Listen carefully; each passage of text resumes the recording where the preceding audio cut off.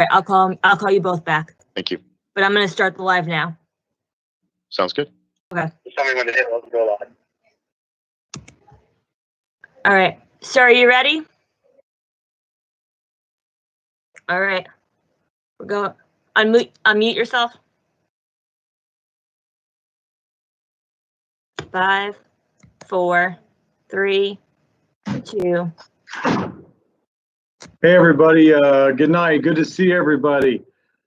So hey, at Town Hall tonight, we're going to cover a lot of topics. It's been a very busy week here at West Point, and we just got done hosting about 20 folks from Army Public Health Command, and spent some time with them over the last week going through all our procedures. We're going to cover a lot of topics tonight to give some comfort to the team and talk about returning our services, getting them back online. We're going to give a public health update. One of the biggest things we worked on with Orange County is talking to Dr. Gellman and Mr. Newhouse and the team, and really how West Point's going to slowly start to work their services in concert with the state of New York and everybody here that's around us in Orange County. Charlie Petty's going to talk to you a little bit about the Frago that just went out for the RSOI, that went out to all the supervisors and directors across the board from out the entire academy and all the coaches, how we're going to bring everybody back. Matt Sharp's going to talk about the playbook we've updated for the return to work piece of this. Brian Heverly is going to talk to you about the Live Safe app and how we've now implemented some COVID, some screening process inside that Live Safe app to hopefully down the road make that much easier for us to get on and off base, make sure we take care of everybody. At the end, I'll talk a little bit about remediation and the PCS this cycle. Just spent the day talking to the leadership here and really to open up the communication and make sure we have as smooth as humanly possible transition this summer for housing and everything that we do here. And at the end, I'll answer any questions that anybody has. And then we'll give a lot of shout outs. We got some really great folks, got some really great kids. We're going to highlight a lot of the folks in the community that have done a lot of great stuff. So with that, I really appreciate you tuning in tonight. A lot going on, beautiful weather out there today. So we're going to run through it. And like always, I got Big Doc here, Lieutenant Colonel Griffithstein. It's going to give you a good snapshot across the country, the state, and really start to dial that in for you as we talk about how we're going to get back to work and bring folks in here safely. So with that, I'll turn it over to my man, Griff. Thanks, Griff.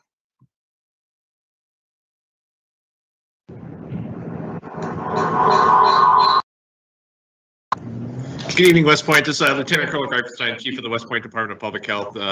Always a privilege to get an opportunity to speak with you and have a touch point with our community. Tonight, I'd like to spend the time that I have allotted to talk to you a little bit about what we're calling transition or reopening. This is something that our leaders, all the way up to the president, have been really working hard on in the last couple of weeks. Now that the epidemiological curve for COVID-19 is showing positive trends and signs, we're slowly trying to figure out how we're going to operate and thrive in an environment where the threat of COVID-19 still exists. By using non-pharmaceutical interventions and other health protection measures, we're able to contain, test, and treat for the virus, and that'll allow us to get after and do the things that we were used to doing prior to COVID-19 and this pandemic coming about.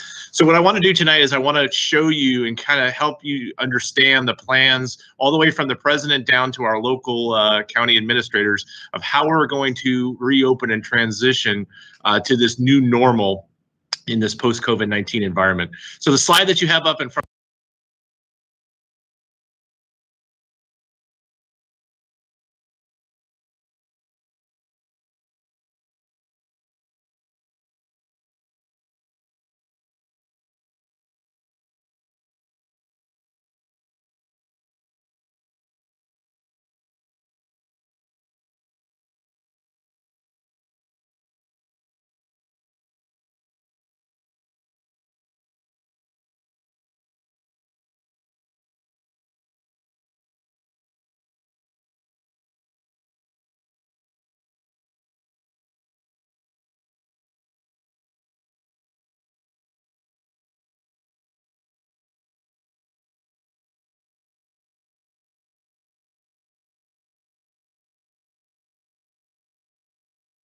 So just going into what this is going to look like, once the area meets the gating criteria, they can enter a 3-phase process.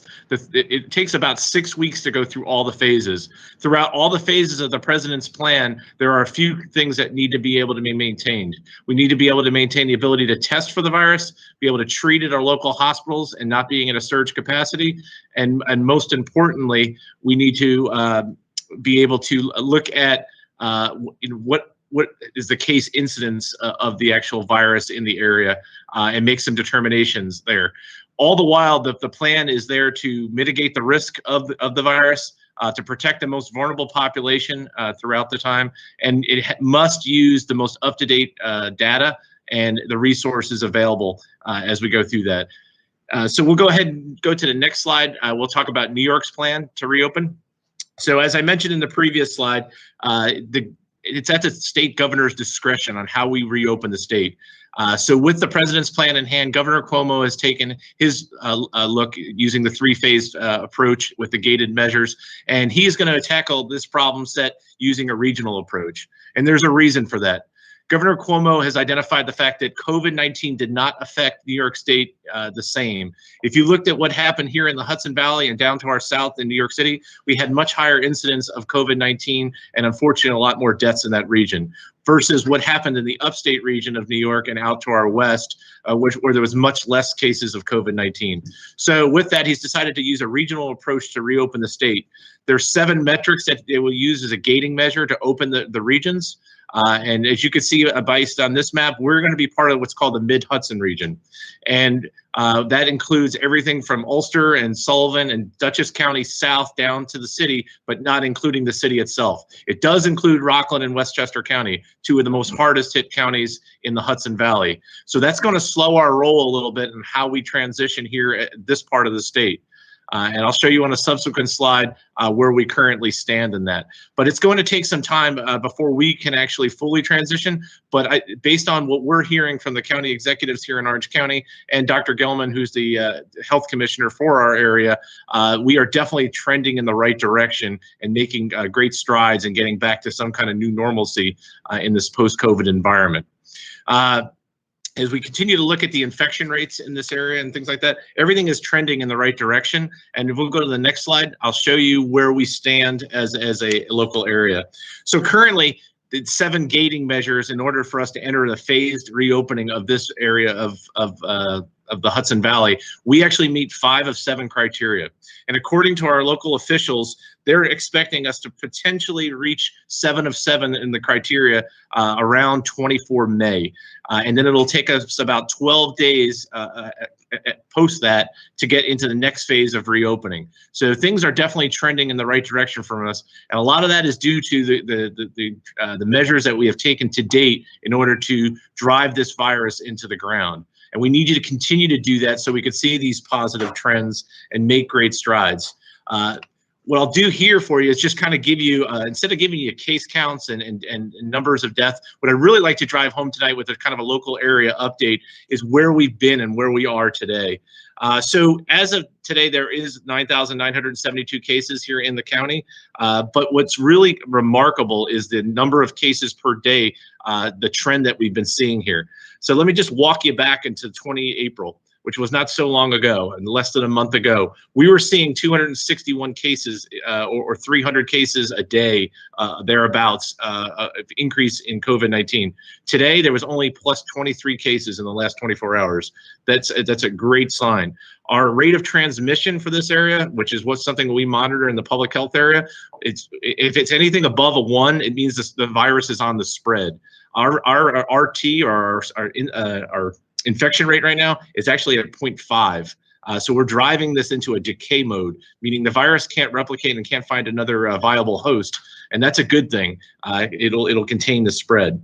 Let's talk about hospitalization. Hospitalization is down. The rates of people who are needing hospital care for COVID-19 are down. We had 271 in the hospital as of 20 April. Today, we only have 135. That's down by half. ICU bed percentage, something else that we watch because we have to be able to surge to treat patients with advanced respiratory care. Back on 5 April, only 29% of ICU beds were available in the county. Today, 67% of those ICU beds are available. The number of people being tested is only increasing, and that's a great thing. That's showing that we have the ability to test our population. But the great thing about that is less than 10% of people are actually being identified to have COVID-19 that are using those testing services. That's far less than what we saw in the past weeks.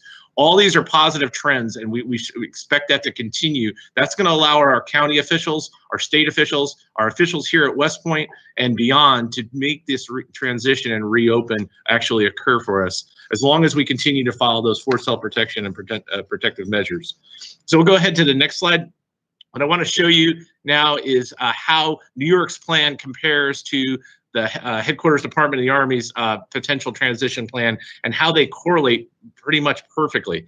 So we talked about the last time we had our town hall, the incredible strides that this installation has made in order to be able to test and treat COVID-19 patients here locally.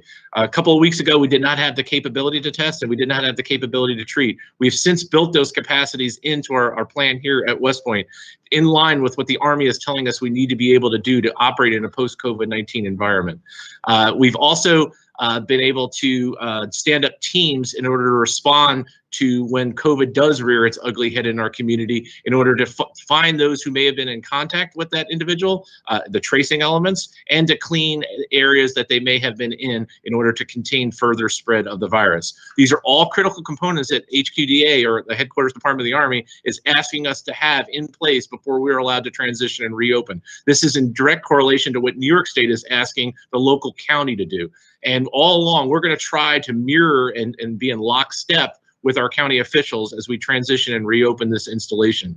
And what you'll see here in a follow-on brief by Major Shart is that we're going to be asking our businesses, or our directorates and our agencies and all the places that our employees work here, to take an active approach in looking at how we will set the conditions in order to welcome back the workforce and to welcome back the patronage to a lot of the agencies that have been closed down since the beginning of the COVID-19 pandemic in this area.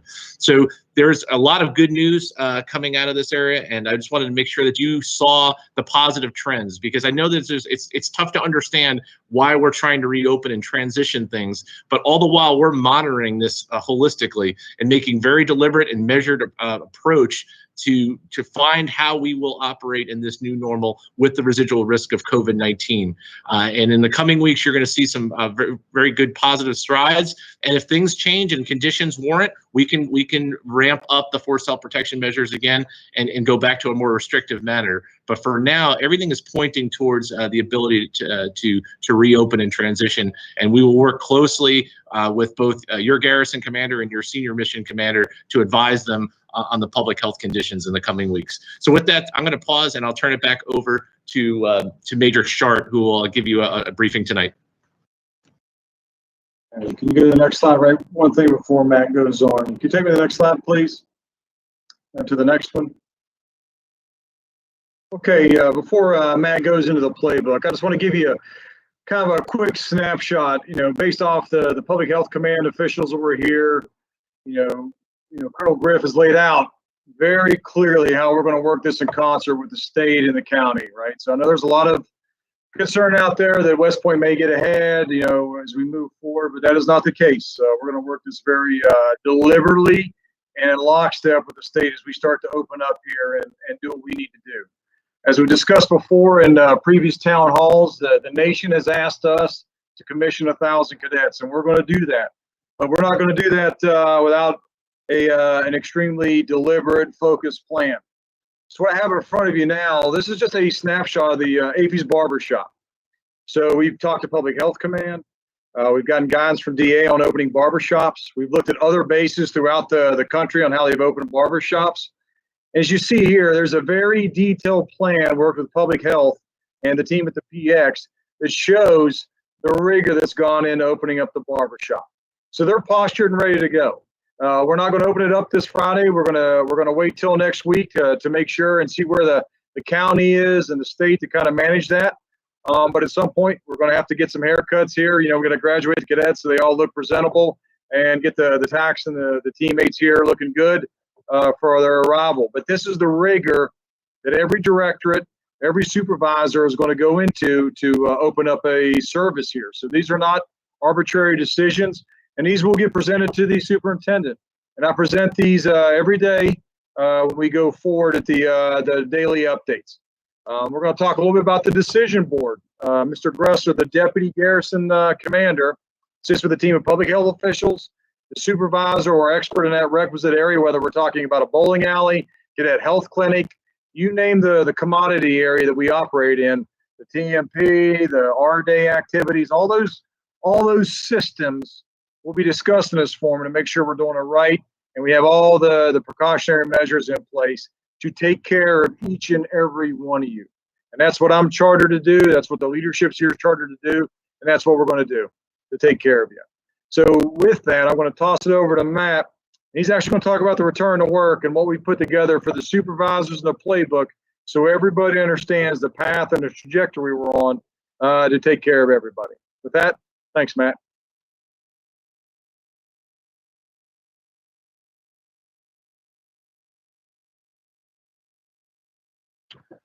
Thanks, sir. Go Army. Hi, my name is Major Matt Shart, and I have the privilege of being one of many authors of the U.S. Army Garrison COVID-19 response playbook. And before I begin, I just wanted to hit a couple of key points. One is, as you've heard a couple of times throughout the evening, the playbook and the framework I'm about to line out for you is nested and in line with national, state, local, and Army frameworks for reopening. Number two, our process for the return to work is a deliberate process. And similar to all successful Army operations, it relies on engaged leadership and discipline. And number three, well, we will continue to reassess and refine our processes. So while the process I'm about to lay out for you is rigorous and well thought out, we will not hesitate to improve it as the threat evolves and best practices emerge. So the slide you see in front of you is the overarching framework for our return to work. And then starting from top to bottom, I'll walk you briefly through this framework. In the top line, you see 4 boxes there. And those boxes for supervisors, leaders, and workers are ongoing now. We're asking folks to consider four sort of tenets or buckets as they look to reopen. One, we're asking supervisors and others to think about their workplaces. How would you possibly reconfigure your workspace in accordance with public health guidance and best practices in order to minimize the risk that COVID-19 represents to your workforce? Is that moving desks around, changing workflow pattern, those type of things? We're also asking supervisors and there's the leaders to look at work processes. Are there ways that you could perhaps automate a process that would prevent a patron or for someone from actually physically stepping into your workplace? Number three, we're asking folks and supervisors to think through how are you what are the cleaning regimes that you and your employees are going to implement upon your return to work? How frequently will you encourage employees or mandate employees to wipe down their desks, their keyboards, and doorknobs and similar? And then finally, in line with all those 3 previous things for supervisors, do you have the resources needed, whether it's the personal protective equipment or the cleaning supplies? Do you have the resources needed to support your plan? Once you've done that, then we ask that you put those thoughts and those risk mitigation measures that you've thought through down on paper. And you briefly saw an example of that risk mitigation worksheet that we're asking you to fill out, and I'll show you another form shortly. We ask you to put down your risk mitigation measures on paper and then submit that mitigation worksheet to the work decision board. The work decision board will then review it and ensure that all best practices are being adhered to, all guidance, all regulations are being adhered to, and then formally move that up through the chain of command. And then if you're approved, you then have a discussion with your workforce. Supervisors are encouraged to talk to your employees. And key questions in those discussions for each leader and their employees is, one, is telework an option? We continue to encourage telework as an option to the maximum extent possible. But we know in some cases Our mission is going to dictate that we cannot physically telecommute, that someone must physically be in place to accomplish the mission. We also ask supervisors to talk to their employees and understand their employees' individual health situation. Are you high risk? Are you vulnerable to COVID-19 more so than others? What's your current health status? And then finally, we ask folks to talk about your transportation plan to and from work. And then we also are asking during that time that supervisors implement the risk mitigation measures as they outlined and were approved by the Return to Work Decision Board. Then, and only then, do you start bringing in your employees to the workplace. And once employees return, it's incumbent upon supervisors and leaders to have the discipline to enforce the risk mitigation measures, and then two, to assess and continually learn and continually reevaluate whether the risk mitigation measures are effective and are they in line with the threat presented by COVID-19 at the time. Next slide, please. This slide just briefly details a little more provided by Colonel Griffenstein what some of the considerations supervisors should take when talking to their employees and talking to their workforce, and the considerations that they should bring into before bringing their folks back to work. Next slide, please. But as you see here, that workforce piece of the pie is the last piece inserted. Before folks return to work, you've got to have considered how you will adjust your workspaces, your work processes, what cleaning supplies you'll have, and what cleaning regimes you'll have on hand in order to safely return that workforce so that we're able to accomplish our mission while balancing and mitigating the threat of COVID-19 to all our employees and to our community. Next slide, please. Here's a couple of return to work rules of engagement that are outlined in our handbook. You know, as I mentioned on the left side, before you return to work, those are sort of the key questions that we ask supervisors to have it at the individual level with their employees. Again, are you vulnerable? Is telework an option? What's your health status? And how are you getting to and from work? And then finally, on the right side, once you're at work, once the decision has been made that you should come to work and that you can safely do it, it's incumbent upon us to have the discipline to adhere to the risk mitigation measures that we collectively as a community have put into place. Next slide, please. Here's briefly just a definition that we at the Army are here at West Point, in line with the Army and in line with CDC guidance, are using in terms of vulnerable population and those at risk. Next slide, please. And then finally, this is a brief outline of the U.S. Army Garrison Return to Work Decision Board process. The highlights from this slide are one, it's composed of 8 folks from across the installation. We subscribe to the idea that more brains are better than one. So as supervisors develop their plan to bring folks to work, we're going to ask subject matter experts and those that have a certain expertise to weigh in on that plan and ensure that the plan that supervisors are presenting and are implementing balance both that risk to mission and mitigate risk to our force. And then finally, once that's approved, understand that it's going to go through Colonel Marson and their superintendent before all of our services are reopened. Next slide, please. And briefly, this takes, just for folks aware, it takes about 10 days to work through that process. So again, it is a deliberate process, well thought out. We're not in any rush to bring folks back. Our mission is to bring back folks safely and deliberately so that we can accomplish our longer-term missions of training, educating, and inspiring cadets. Next slide, please. And you saw briefly an example of this that's already been done, but this is our return to risk mitigation worksheet. All right, we ask supervisors to describe how you're going to mitigate risks to your employees and the resources you need. And then when it goes before the board, that supervisor is going to clearly delineate how those plans will be implemented and ensure that folks have the right resources. And if you need any help with this, the full suite of Garrison organizations and killer organizations are available to help supervisors and assist them in developing these processes and these protocols. Next slide, please. I will then be followed by Mr. Charlie Petty, who will discuss in greater detail the operations order that was just released to supervisors. Thank you. Hi, this is Charlie Petty. I'm the director of DPTMS. I'm also Colonel Marson's operations officer. So I'll talk a little bit about the operations that we did. We published one yesterday that talks about the deliberate phasing and bringing back of the workforce. Now, why did we do it? Well, we did it for a couple of reasons. One that's already been alluded to is that if you look at the surrounding area, it's getting better and better, and they're starting to begin to open up things.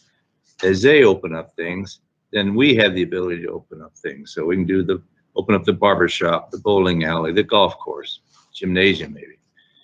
In order to do that, we have to bring the workforce back in to start doing that process. The other reason why we're doing it is because the academy is beginning to ramp up its op tempo. In less than 2 weeks, the class of 20 returns to graduate. A week or so after that, we now have the yearlings and some of the cow classes coming in to begin summer training.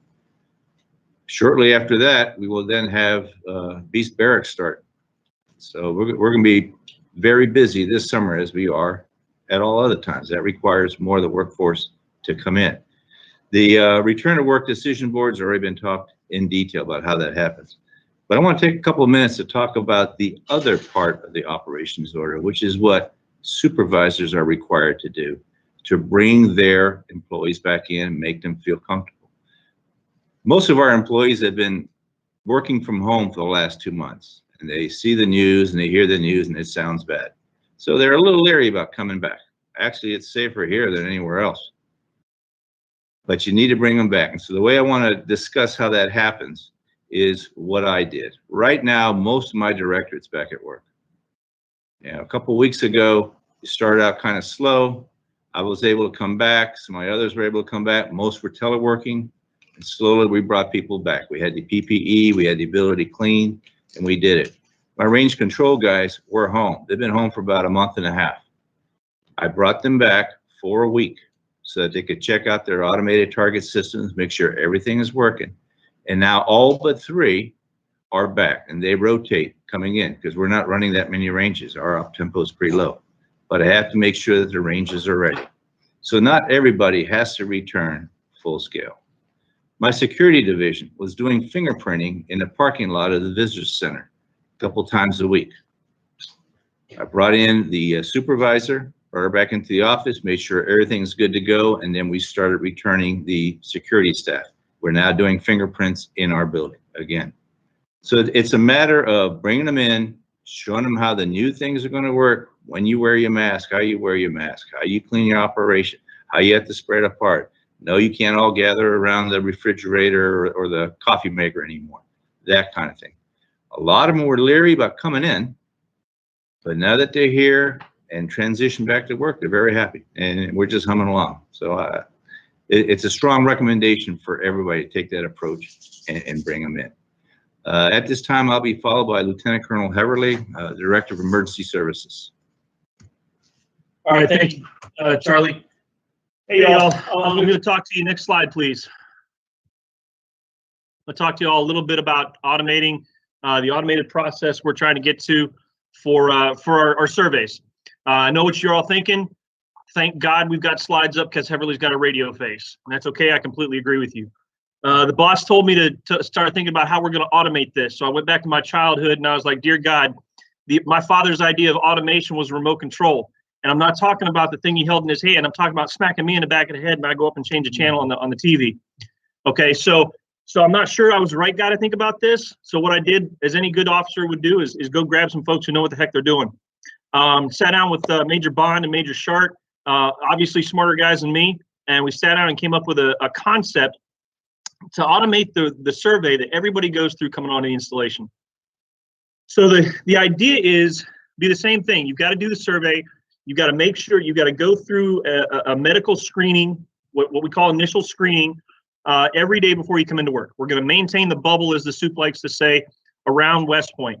So in order to do that, make that a little smarter, what we come up with is a way through MS Forms to have you fill out a survey instead of having to answer the questions at the gate.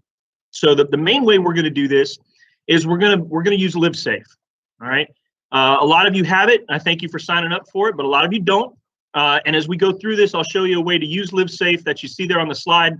and we'll I'll even talk you through how to use a URL when we send you. It's a web address that we'll send you in emails, and your leadership should be able to give you here shortly. So the process is you take the survey at home, whether through LiveSafe or from the email.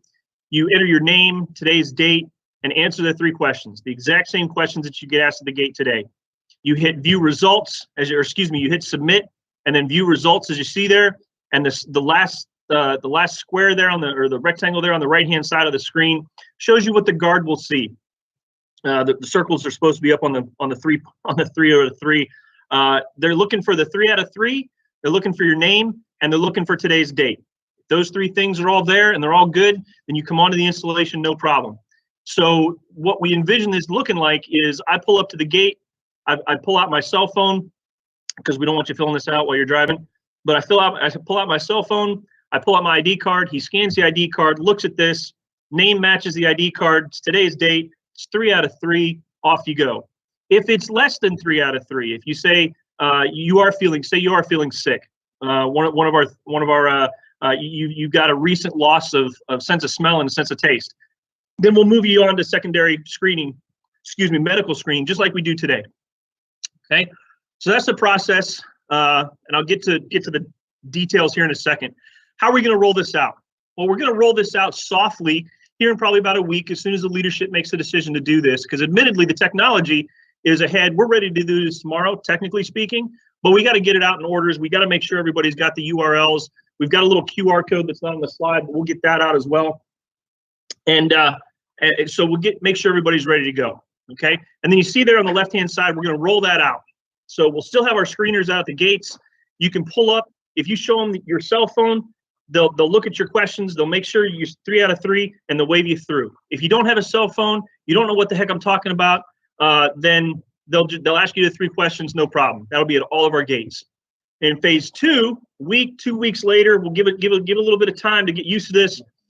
We'll go down, we'll start transitioning. Okay, Thayer will only accept digital results. So if you don't have a phone or you didn't fill it out that morning, they'll just ask you to go up to Stony Lonesome, where we'll still have live screeners there asking questions. Okay, and then eventually we'll get to phase 3, and again, another week, 2 weeks, depending on what the Garrison Commander thinks is we're ready for. We'll go to what we call sustainment, and this is where we're going to be as long as there's a requirement to do the survey. This is how we'll be set. Thayer, and hopefully when we reopen Stony, those will be digital only.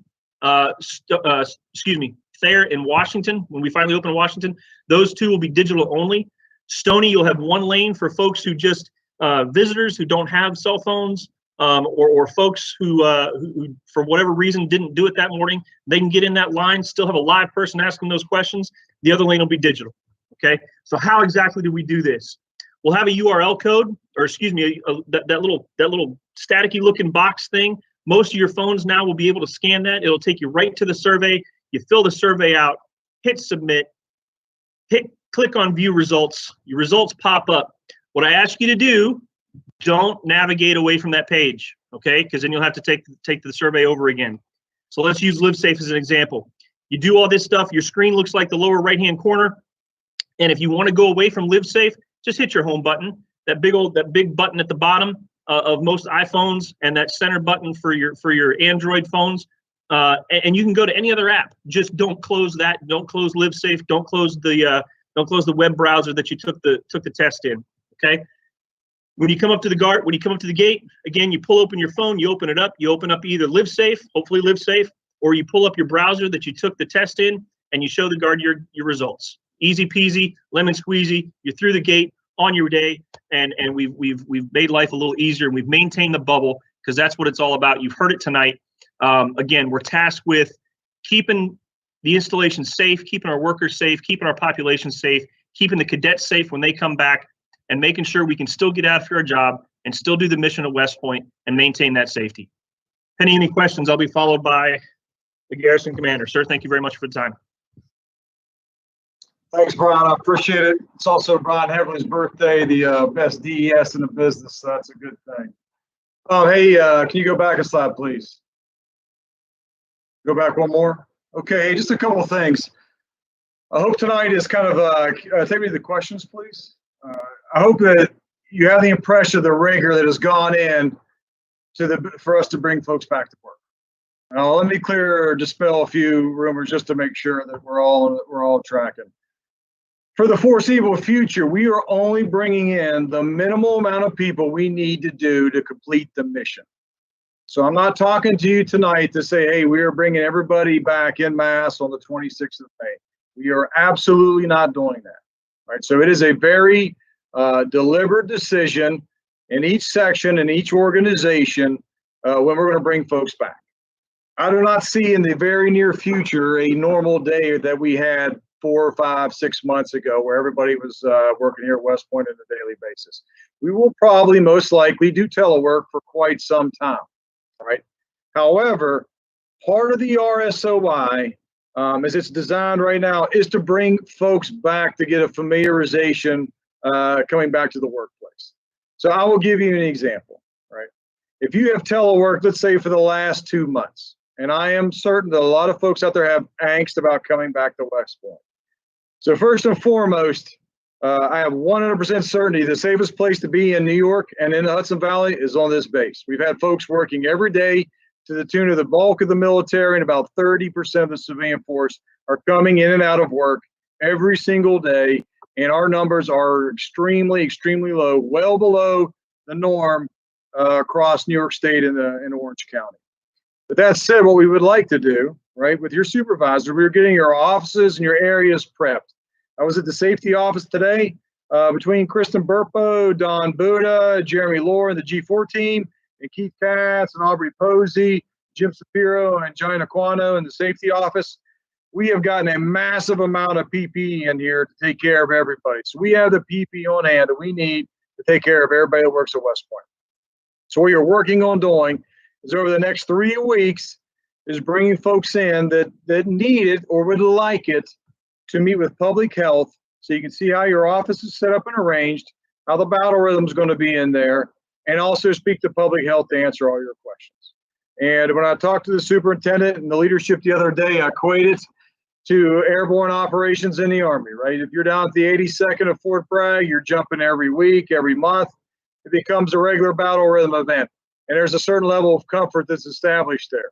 However, when you don't jump for 5 or 6 years, you get put back on airborne status, there is some angst getting back into shoot.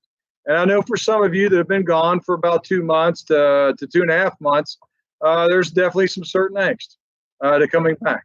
We want to reassure you that the first time you have to come back, it's in a very nice, controlled environment.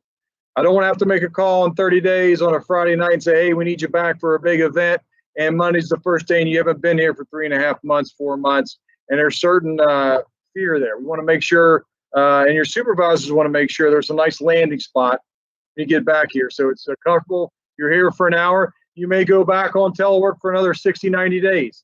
But at least you've had the opportunity to hop in a car, drive into West Point, check out your office, see some of your teammates, see how the operations are going to go, talk to the experts that are there to talk to you, and then you're back on your way back home and you're getting back in your battle rhythm there of teleworking and doing work as necessary.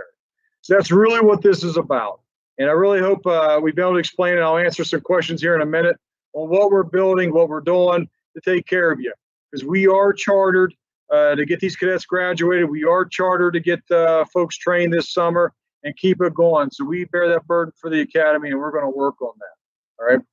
So another topic that I want to address before we go into questions and comments, and this is really for everybody writ large, is the summer PCS cycle, the home remediation, the work orders, and how the PCS is going to work. There's been a lot of dialogue today. I spent about an hour with a lot of the leadership here going through that. So very soon, a lot of the folks here on base, you have about 60 homes that need to be remediated. This is all cascading into PCS and also the turns, and also getting folks back into the work order process. So between now and 30 June, when our stop move is lifted, we have quite a few homes that we need to get into. So the leadership is going to reach out to you. I know there's a lot of concern on behalf of the residents here or on part of the residents about moving during this time. I'll let you know we are displacing folks now. I myself am moving out of my house and moving into another home during this environment. And I understand it is not optimal. It is not optimal for my family, but we are working through it and getting it done.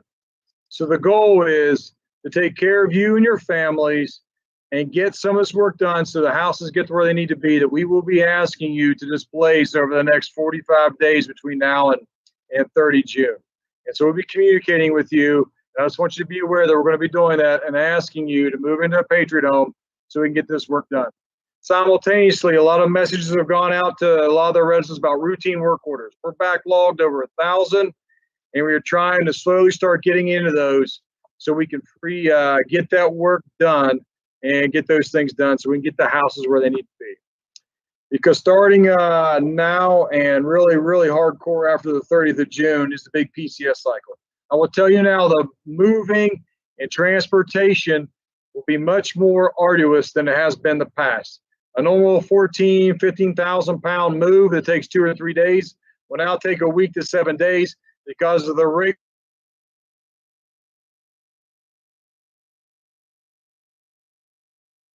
Looks like what's the status of the house and their requirements now because of the COVID challenges we have. It is a big lift. As far as the PCS goes, for all the great families that we're about to welcome and the families that have done a phenomenal job here at West Point that are leaving, I would ask you to communicate with the Government Housing Office and your leadership. One of the challenges we're going to have this summer, West Point does not have a large inventory of homes for folks just to move into and stand by in while your home is being ready. We have hotels, the Thayer Hotel, the ISG hotels out there, but it is going to be a big challenge here up in New York. If your family has to sit, if you come here 10 July, most likely a home will not be available for you. And your home will not be ready until probably sometime late July, early August. It is going to be a challenge with restaurants closed, takeout only available, for your family to reside in a hotel here. So I ask you to communicate with the Government Housing Office and communicate with your leadership, depending if you're in the Dean, USCC, ACI, Modern Warfare, if you're a civilian coming to DPW, DHR, the Ed Center, all these different areas. Communicate so we can work out a plan with you and your family that can best handle the PCS this summer. So please communicate, over-communicate so we can work that together to get us in the best spot. So with that, on that quick snapshot, the last thing I want to bring up is CDCs. So as part of this reopening process, we're discussing CDCs. Different than we have been in the past.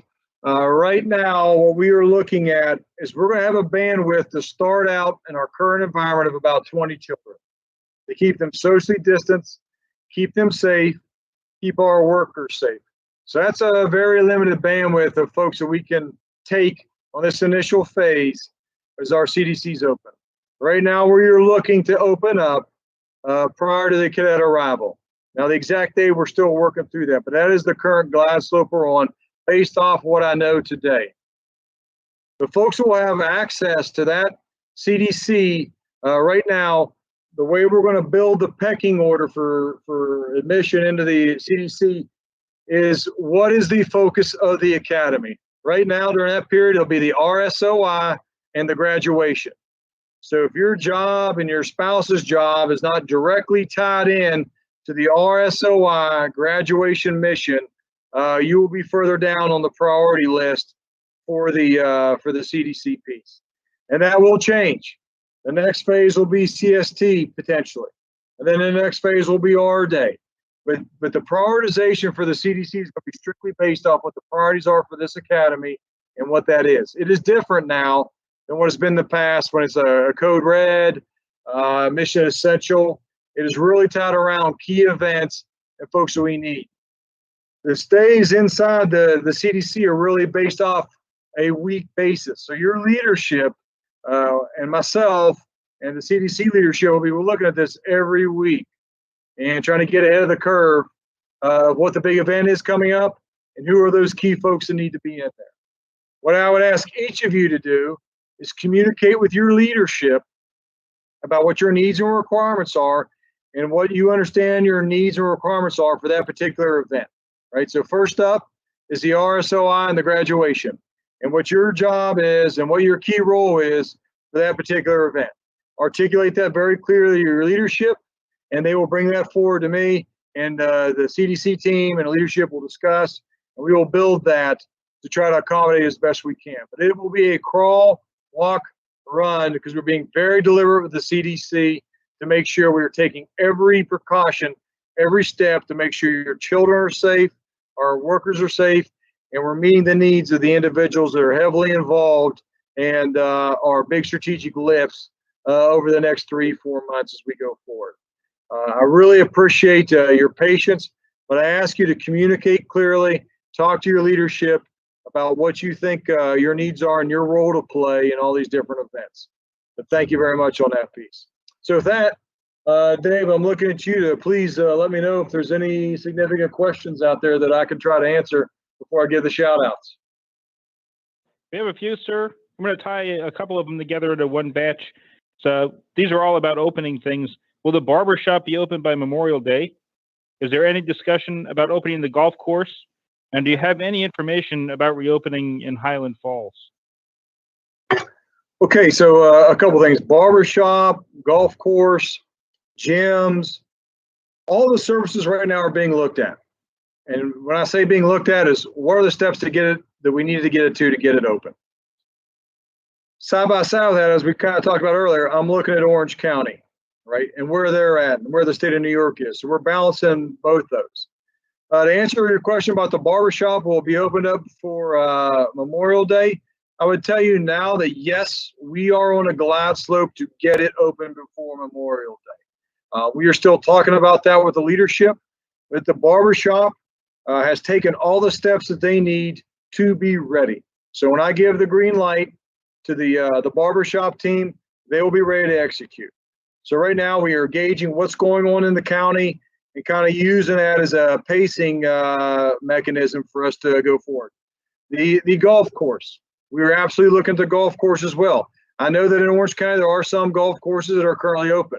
We were looking at that, and that all these decisions on the golf course, the gym, we're also looking at the gyms too to get those open. The MWR team is putting all the steps in place. They're putting that together, and we will brief that to the leadership next week. And we will look at what's going on in the local community and what we have here. What are the needs and requirements to do that, right? But opening things like the golf course, opening things like the gym, some of these other measures, there's a huge optic piece to all that. And I think all of us here on the town hall can appreciate West Point's position and the overall strategic picture. So this is not to speak differently about anything else, but we're different than Hamilton. We're different than Picatinny. We're different than a lot of the other bases. West Point has a certain optic and view across this country on what we're doing, what we're opening, and so we will go at a different rhythm and different pace than some of these other garrisons and some of these other installations in other counties and other states based on that unique position we have here. So right now we are laser focused on our graduation. I think everybody can understand that the graduation has a huge optic on it. We all know the president's coming. That's being watched very closely. So all those decisions, the calculations we're doing, we are doing our absolute best to give the superintendent and the team to give me the best guidance humanly possible to make those calls. We were looking at them, and that is a daily, basically 24/7 look on to get those things open. So, but I appreciate the question. It's a very good one, and it's all part of the deliberate process that we're all going through to make sure we make the best and make the right call on opening up these different services. What else, Dave? So we have a few questions about the checks at the gate, sir. First one's, why are we asking about foreign travel? Our county has higher rates of infection than most countries. Okay, I'll let let me mute my mic and I'll let Colonel Griff answer that question. So the question was, why are we still asking the 14-day travel question? So right now, as military service members, yes, we're restricted to travel within a 60-mile radius of this area, and we've had some of the highest infection rates in the country and in the world here in New York State.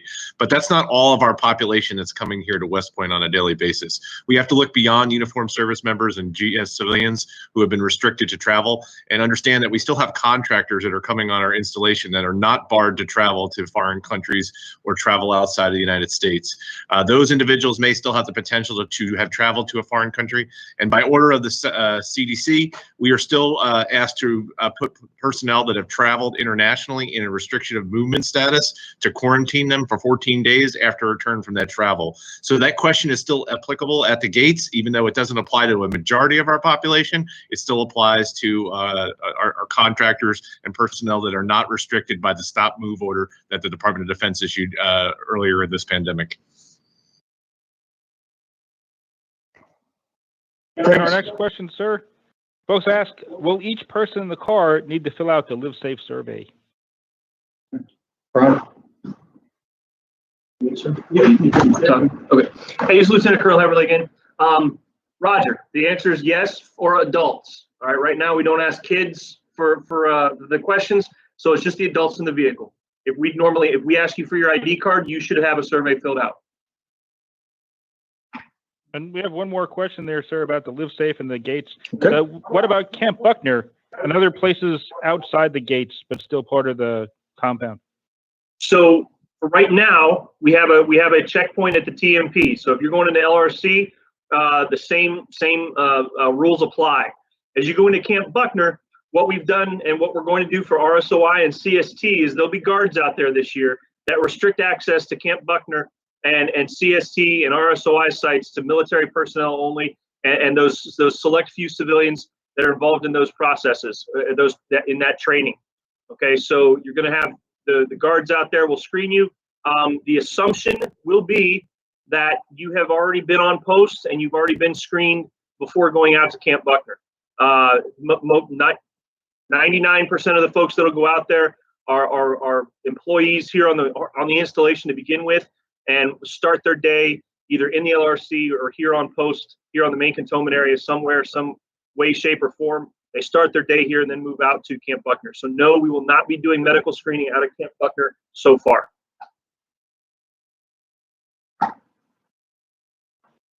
And our next question, sir, is this probably has something to do with graduation, but what is RSOI? Okay.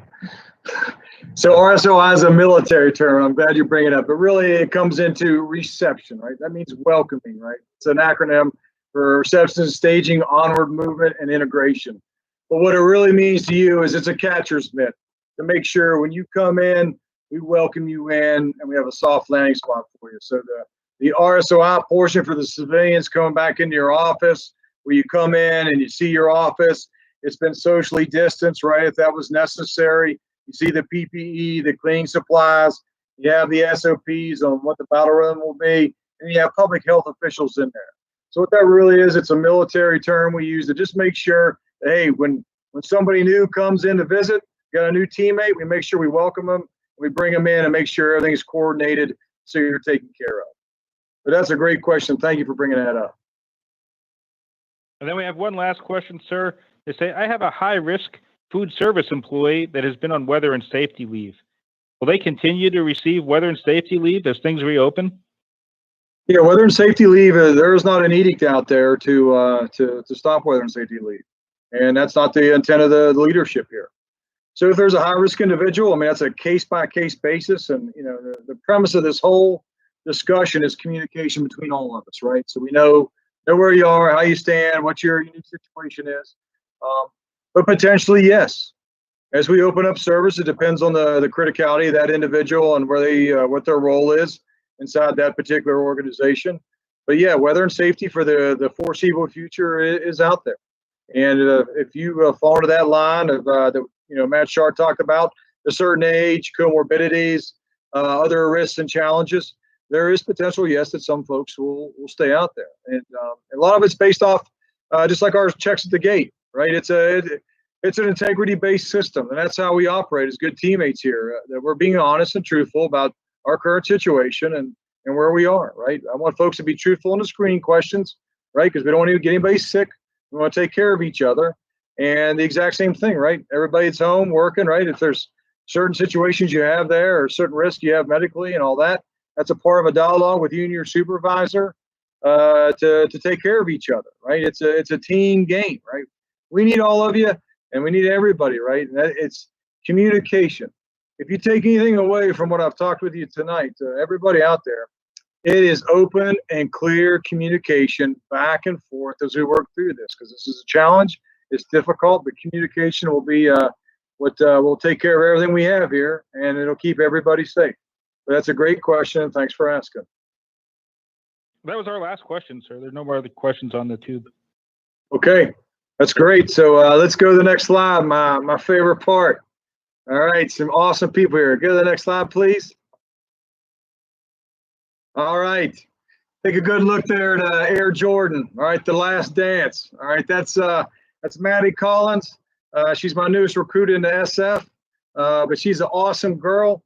So she, about a week and a half ago, was biking with her father on base, socially distanced, and her father fell in a ditch and broke his collarbone. Pretty bad. It was pretty messed up. So Dad couldn't get up.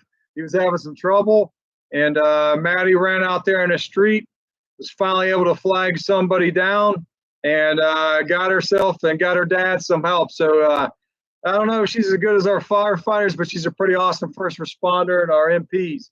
But she's an absolutely phenomenal, beautiful girl. And she asked me, hey, I'm ready to go to West Point. So she'll be in the class of, I guess, 2030 or whatever that starts. But she's an amazing girl. Took care of her dad, but we took some firefighters and some police officers up there because she's one of our best.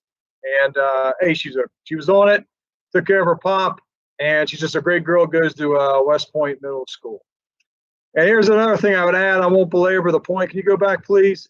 But hey, I will tell you, anecdotally on this here, COVID is a tough deal, and we're all shook up by it, right? But I would tell you, don't lose your humanity, right? Make sure that hey, if somebody needs some help and is in some distress out there, that hey, get help and help folks out.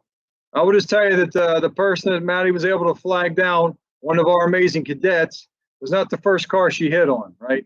So I would just ask you out there, as stressful and challenging as COVID is, just make sure that you stop and call and get help, and don't lose sight of the bigger picture.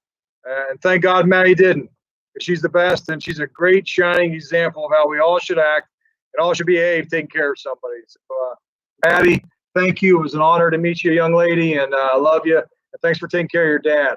And while I'm on that topic, to the Keller team, I know Doc Posner was the guy that fixed his clavicle and took care of him. So Doc Posner, to one of our phenomenal orthopedic surgeons, the head man up there. Thanks, Doc. We really appreciate it, brother. Next slide. This is a quick picture of Keith Katz, and this is me inside the safety office with Keith. What you see there is a picture of one of the face shields we've got. As I said today, between the G4 and the safety office, they've done absolutely phenomenal work getting all the PPE we need across the board to take care of everybody. So for everybody out there, if you're a cadet, if you're a faculty member, if you're a coach, if you're a civilian, if you're a green suiter, the PPE is on hand. Right? That's all the safety stuff, the protective equipment. It's on hand and it's ready for you. So we've got you. You're going to come back to a safe environment. You'll be in a safe environment. We have all the equipment you need. But it's folks like Keith and the G4 and the rest of his team and Aubrey and all those folks that made that happen. Like everybody else, we had some PPE here, but it wasn't on a big scale. Within about a 45-day window, all those folks have killed themselves day and night with the rest of the loggies here on base to get us that equipment. So thanks, guys. I really appreciate it, Keith. Great work, buddy. Next. This is Johnny, another guy in the safety office, one of our phenomenal employees. Great day for him. His wife just graduated from nurse anesthetist school, so she's great. She's going to work here in the local area, taking care of all of us. But Johnny's been working day and night, getting us PPE and taking care of everybody here in the safety office. So Johnny, thanks a lot, brother. I appreciate everything you've done for us. This is Jim Shapiro, another one of our long ball hitters in the safety office. Done a great job getting everybody set, going out, checking all the sites, He's a part of that review board too, as we look to open up services to make sure we're doing everything we need. And Jim's done a great job. Jim, thanks. I appreciate everything you do, brother. This is Aubrey Posey, the USCC safety guy. He's getting stuff ready for the summer training, but he's also been an integral part of the team, getting everything we need to get ready. And Aubrey, I appreciate everything you're doing, brother. Thank you. So this is the boss team, right? So ACS, MWR, the folks at West Point Middle School. A lot of you are aware we had a big yogurt give out here a couple days ago. Absolutely phenomenal. A whole 18-wheeler load of yogurt that we passed out. The boss team is a part of that. The MPs were part of it. MWR, ACS. It was quarterbacked by the boss in the middle school. We even took some down to the Highland Falls Pantry to take care of the local community. But a massive lift by a lot of people. And I just want to recognize our single soldiers out there and the West Point Middle School and the folks that worked at, the rest of the MPs and the ACS team, the USO, everybody just trying to make great stuff here happen to take care of everybody. So boss team, ACS, USO, thank you. Thank you. Next slide. This is Armando that runs the cuff. As you know, we've had a ton of masks made, volunteered hours to put together to give masks to the cadets, to give everybody on the team. Just thank you. Thank you so much, Armando. I had the opportunity to go to the cuff yesterday and thank a lot of the great folks there. You guys are amazing. I really, really appreciate it. I'm going back again next week to thank the other half of the crew, but really, really appreciate it. Great job, Armando. We're really happy to have you here at West Point. This is Gia Lou, our quarterback that was at the volunteer center.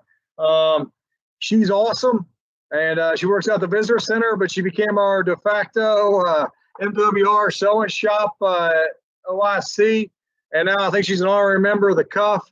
Just a great lady, did a lot of great stuff. So Gia, thank you. We'll remember you in history, all the great stuff you did for us. So thanks, Gia. We really, really appreciate it. All right.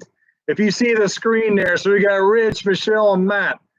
Our ability for the superintendent, the commandant, the dean, the tax, the town halls are all put together by the AV crew. This phenomenal team you're seeing there has given us the ability to actually communicate to everybody out there.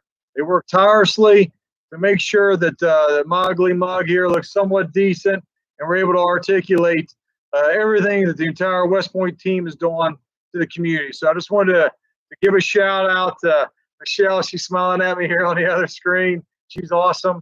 And Rich and Matt. And just say thank you, team. Carmine's in there too. Carmine, you done a great job quarterbacking this crew, and Chris Oppart and everybody. Just thanks, guys. I really, really appreciate you helping us pull that off. Okay, next slide. Okay, folks, that concludes the town hall tonight. I really greatly appreciate you tuning in. I hope you know that we're working every day to try to take care of all of you, to make sure we pull off the greatest graduation in West Point history coming up here on the 13th of June. And I just really appreciate the effort and the work for this 100-year pandemic that comes out of nowhere that we've all had to deal with here, and really, quite frankly, the toughest area of the country. But the West Point team has been phenomenal. Whether I'm talking about a coach, a civilian, military, everybody. You've just done a phenomenal job, and I really, from the bottom of my heart, I greatly appreciate it. Please ask more questions onto the Facebook page. We'll continue to answer them, and we will continue to provide updates as they come. But just thank you, everyone. God bless you. I love you, and take care of yourselves. Have a great evening. Thank you.